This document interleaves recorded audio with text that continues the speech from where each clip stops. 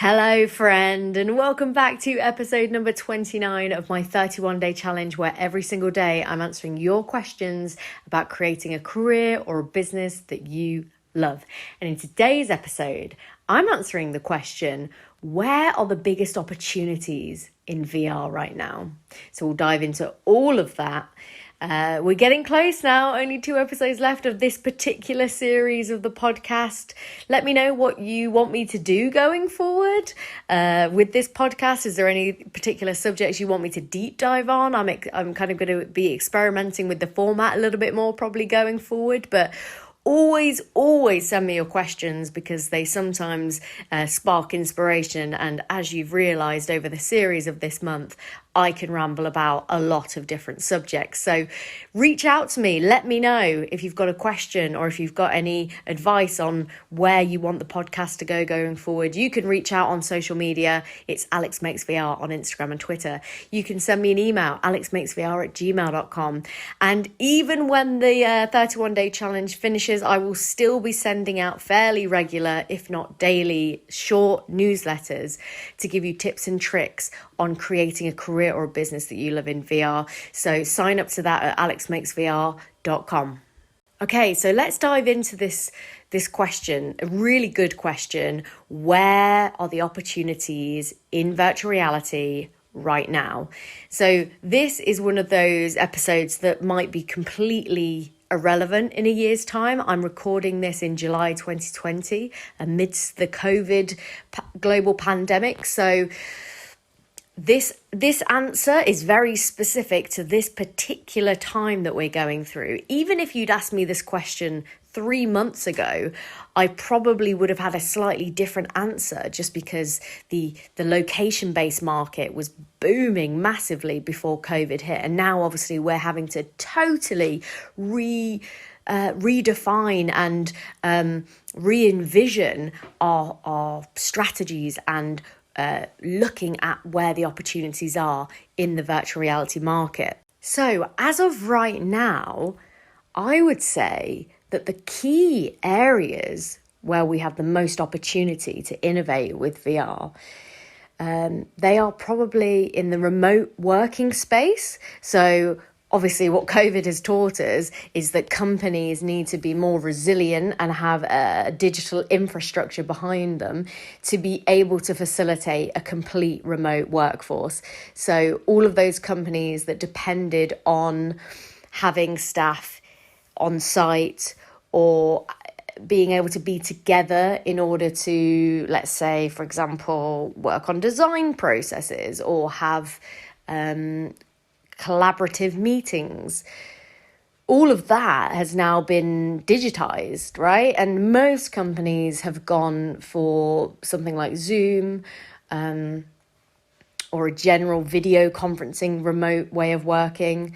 But for some meetings and for some collaborative work, Zoom doesn't quite cut the mustard, as they would say. And I still don't understand that phrase. It seems like a ridiculous analogy to make. Maybe it's wrong. Maybe I learned it wrong as a kid and it's not cut the mustard. But if it is cut the mustard, where does that even come from? Anyway,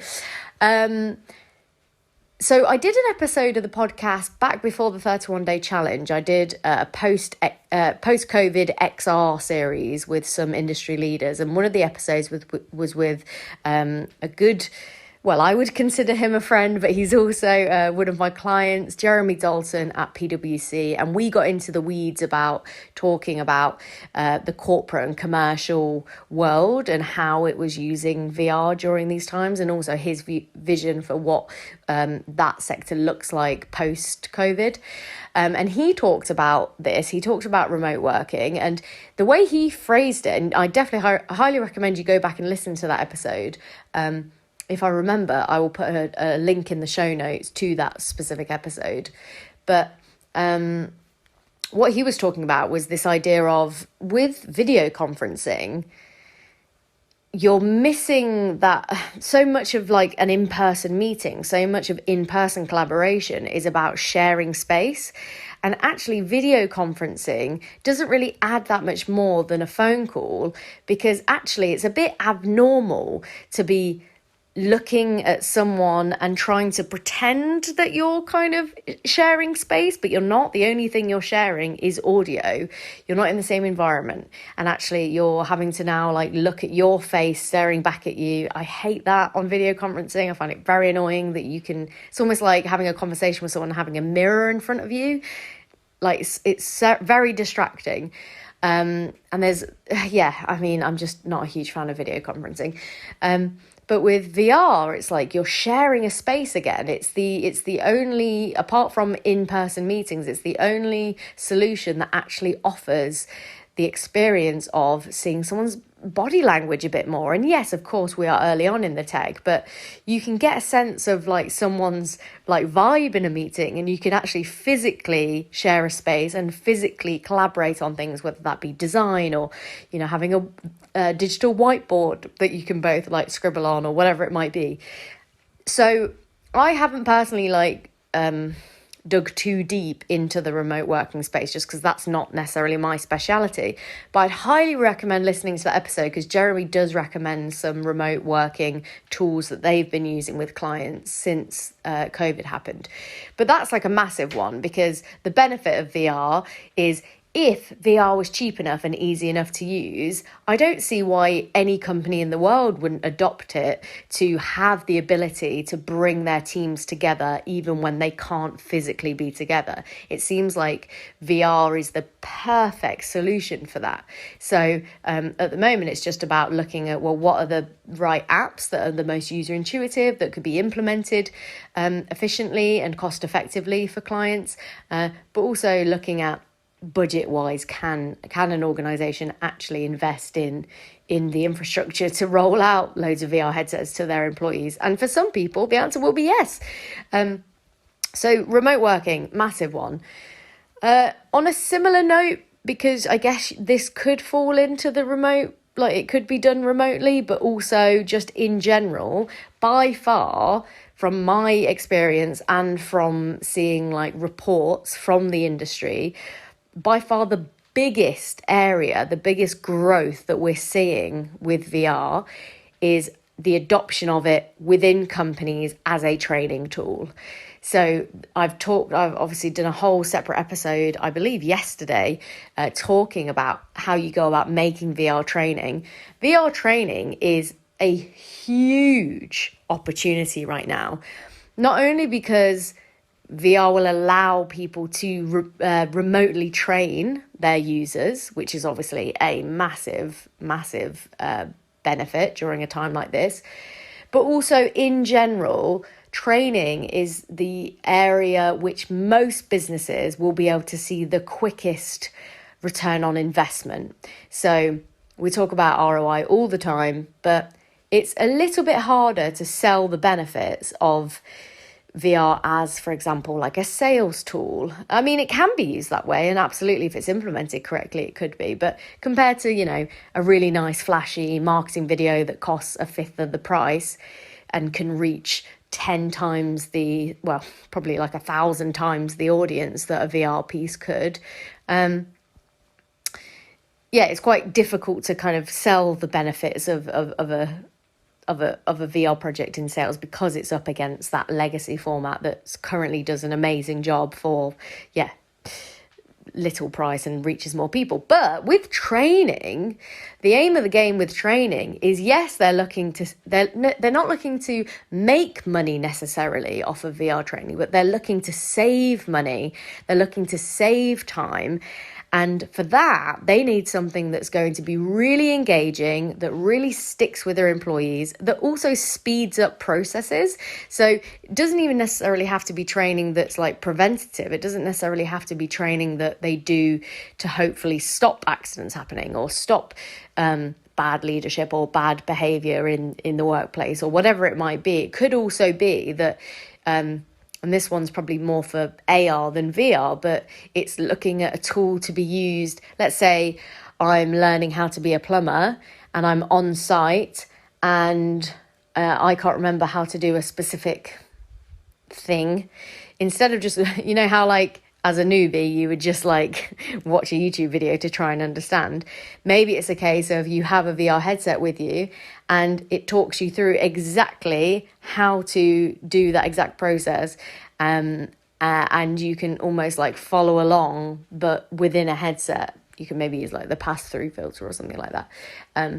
Although, yeah, that feels a little bit more like it's going into AR or MR territory. So maybe let's step away from that. But training by far is the biggest opportunity, especially in terms of growing your business and growing your commercial returns on virtual reality. It's funny, obviously, because again, I think I said this at the beginning of the episode.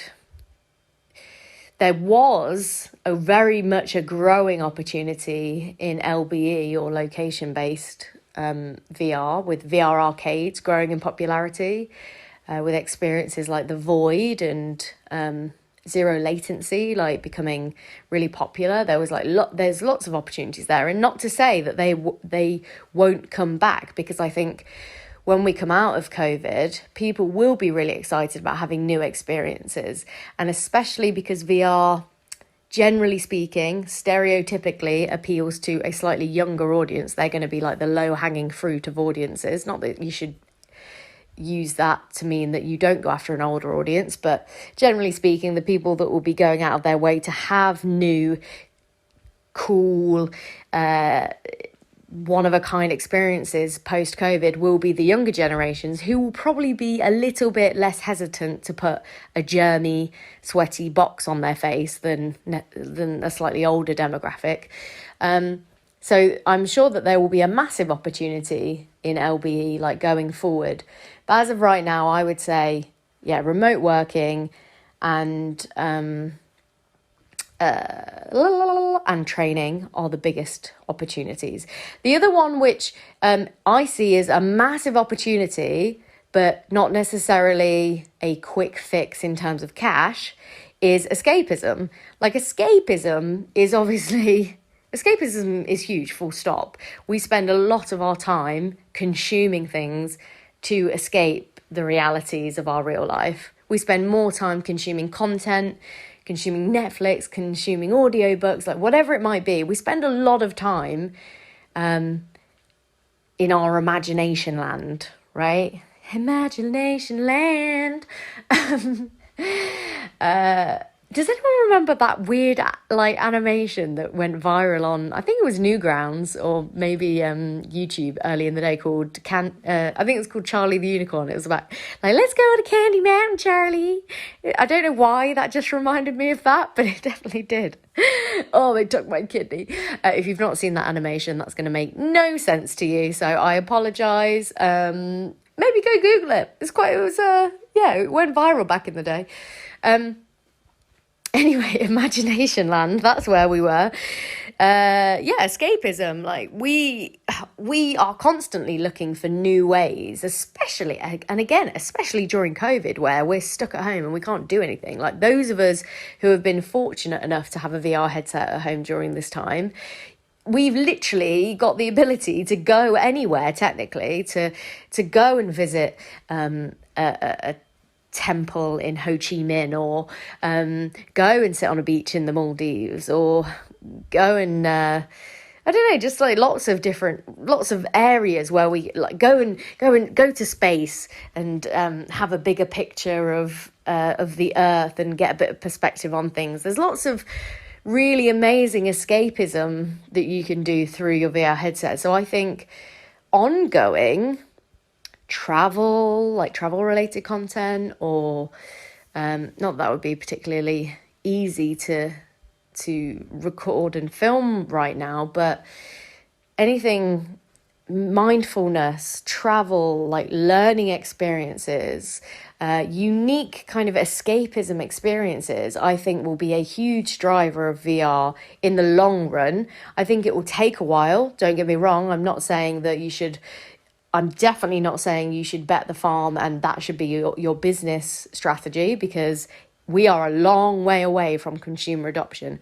I was having a conversation with someone recently, And she was like, wow, you're pretty pessimistic about the timeline for mainstream adoption. And I was like, I don't think I'm pessimistic. I just think that we're not 5 years away from everyone having a VR headset at home. We might be 5 years away from a large kind of early majority having like a pair of Apple glasses or something. But I don't think that's the same as, you know, building the Oasis from Ready Player One and being able to do literally everything and anything. So yeah, I would say it's something to definitely keep your eye on especially if you're like me and you are primarily you are a storyteller and you are a creative creator and you want to make new and interesting art. That's definitely something you should keep an eye on, because I think that there will be a substantial push towards that kind of content going forward as the technology gets better and cheaper and more affordable and more accessible and blah, blah, blah, blah, blah. We will need that kind of content. That will be the thing that really brings people into VR when it becomes all of those things. So definitely keep your eye on that. I just had a thought about something else that I thought was a good opportunity and I've completely forgotten. That's it. Replacing event experiences, or not necessarily replacing them. That is the wrong phrasing. I don't mean that at all. I take that totally back. Not replacing, creating an accompaniment, an additional experience for people who are missing or want to have an extended experience after being at an event. So Melody VR, which is a brilliant app where it's basically like VR concerts and music gigs. So cool. Definitely had some fun going on some of those, going to some of those gigs during lockdown. In fact, I think one of the ones that I did quite early on Melody VR was Kendrick Lamar, which if you've listened to this whole 31-day series so far, you'll know that I make a reference to Kendrick Lamar when we're talking about social media and 360 content being used in mainstream ways.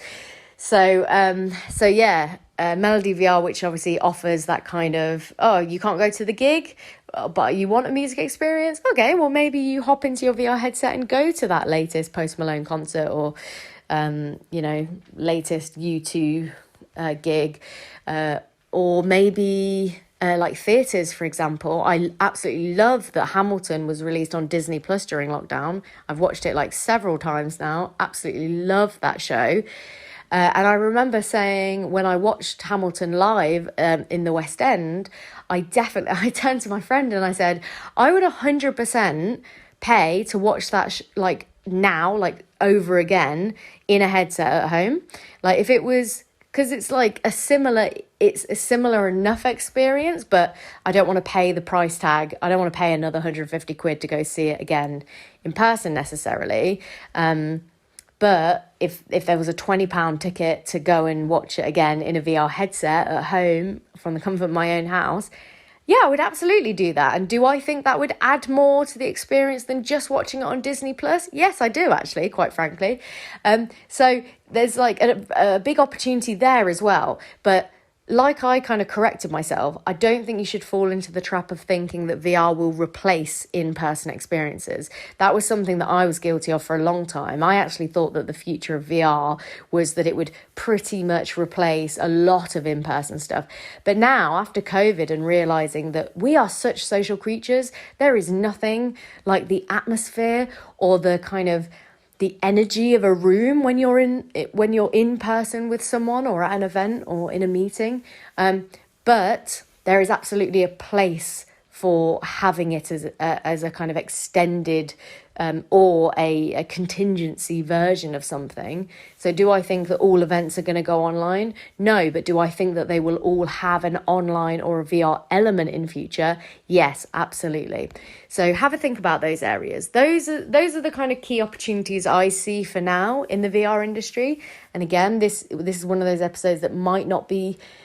It'd be interesting to see, actually. If I might put a note in my calendar to revisit the episode in July 2021 just to see how much has changed, because I imagine that it will be a very different world then. So I'm excited to see where all the opportunities end up going. But for now, these are my thoughts. If you've got a question, or like I say, any comments about the podcast going forward, or any of your own predictions about, or any of your own observations about what the opportunities are right now, you let me know. I would love to hear from you. Alex Makes VR on Instagram and Twitter. If you've got a longer question or a longer piece of follow-up, send me an email, alexmakesvr@gmail.com. And if you want to sign up for the newsletter, alexmakesvr.com. Also, I just want to say thank you so much for subscribing and following the podcast. It really helps. If you're on Apple, if you could leave a review, I would absolutely love that. I had one the other day. In fact, if I've got it up, I will read it because I was so touched by it, and I love it. I engage in everything that you guys are saying. So please do leave reviews and send me messages, because I read every single one of them, and I try and get back to, I get back to every single one of you eventually. So let me have a look at the review, and this comes from 4 ratings at 5 stars. That's so cool. Thank you so much to everyone that's rated 5 stars. So this review is from JDR Review. It says, love these so much. I started listening to these as I've listened to some of Alex's other pieces. Check out her TED Talk if you haven't already. Total newbie to the world of VR, but these draw you in and create a desire to know more, and they can be applied to a whole world outside of VR if you wish. Start my morning off each day with these, and they set me up mentally for the day. That just makes my goddamn year. Seriously, thank you so much, JDR Review, for leaving that. And please do leave a review if you feel like you can, or just even subscribing and following the podcast on your chosen podcast platform really helps as well. So on that note, I'm going to leave you here. I will see you tomorrow for the penultimate episode of the 31 Day Challenge. Until then, have a great day. I'll speak to you tomorrow.